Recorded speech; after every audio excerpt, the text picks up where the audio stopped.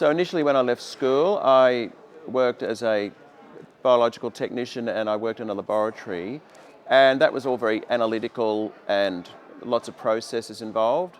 And then I was decided to phase into patisserie. I like the skills involved with patisserie.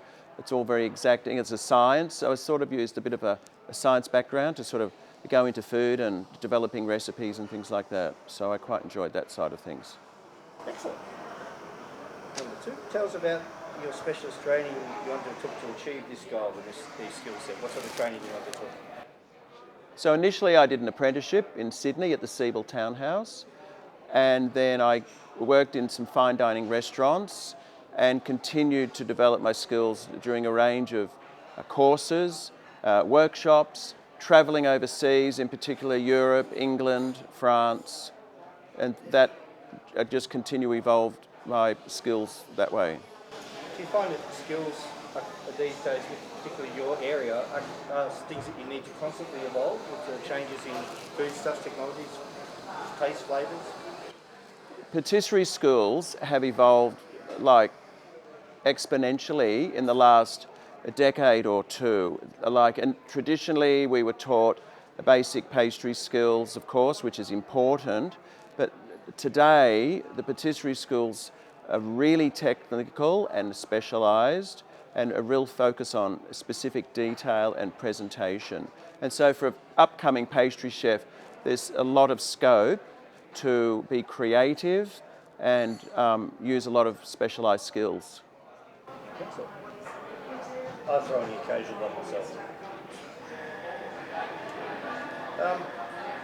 And now, did you have a mentor at all as your career progressed? So when I finished my apprenticeship at the Siebel Townhouse, I worked with Tony Bilson at Kinsellas, and this was in the early 80s. He was very innovative, very passionate. So I think to this day, he sits with me as being an excellent mentor. He always encouraged me to travel, test new ideas and recipes and things like that. And he was very passionate about his restaurants and menus, and we constantly evolved recipes together, and he was an excellent mentor, and I was fortunate enough to have him. Okay. How do you interact with other members of the kitchen brigade, for example, to plan, create and deliver a particular dining experience? What's your methodology? So I do enjoy working in kitchens. I like the practical elements of it.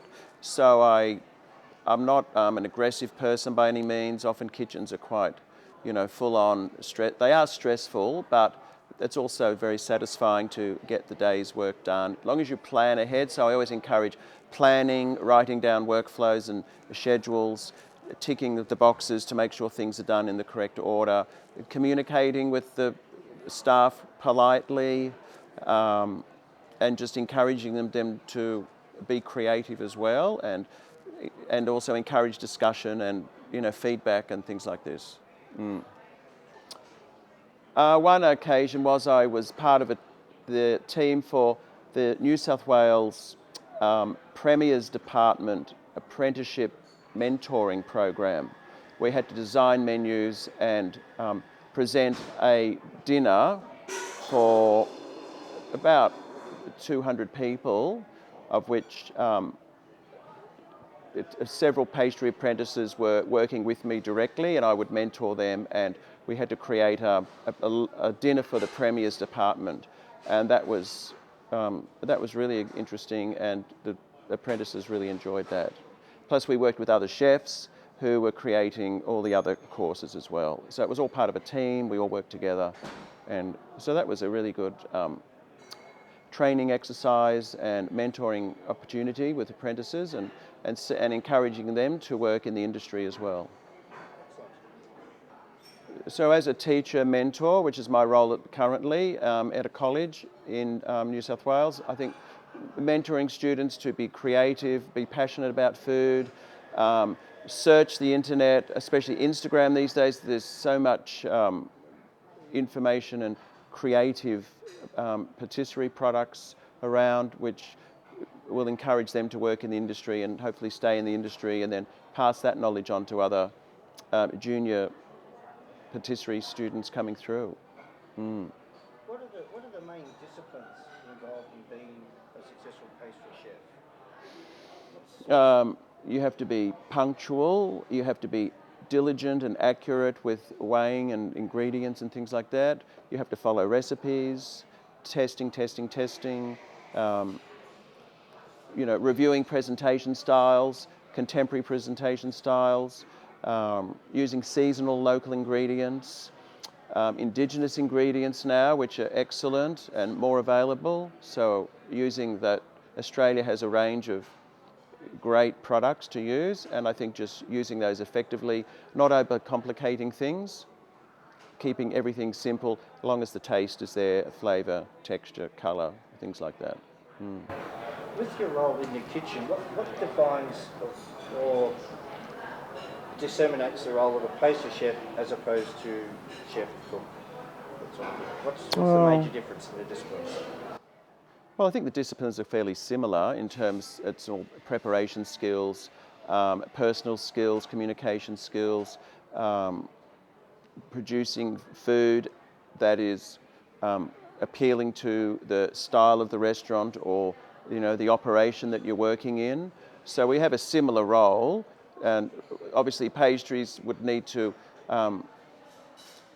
not collaborate, but just contribute to the other parts of the menu, so they're not chalk and cheese sort of items and things like this. Complement, I meant to say, yeah. So the pastry items complement the rest of the menu that's up for the customers. And what would someone coming in the industry, why would you suggest they be a pastry chef as opposed to a chef? Why would you recommend them to be a pastry chef? I find pastry chef a bit more, it's more challenging and specialised. It's quite all scientific based in terms of, so is commercial cookery, but there's some specific skills that are quite demanding. You have to be very patient and,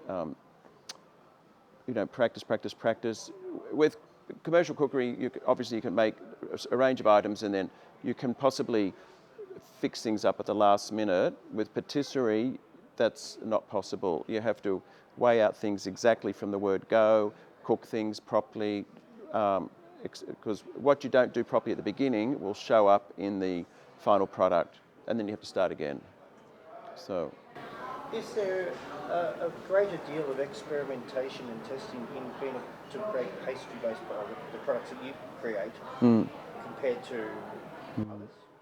Well, we're all experimenting with flavours, textures, presentation styles, complementary flavours, sweet, sour, sharp, textures, crunchy, smooth, creamy, frozen, these sorts of things. Try to put a range of things into the menu items so it's interesting for the customer.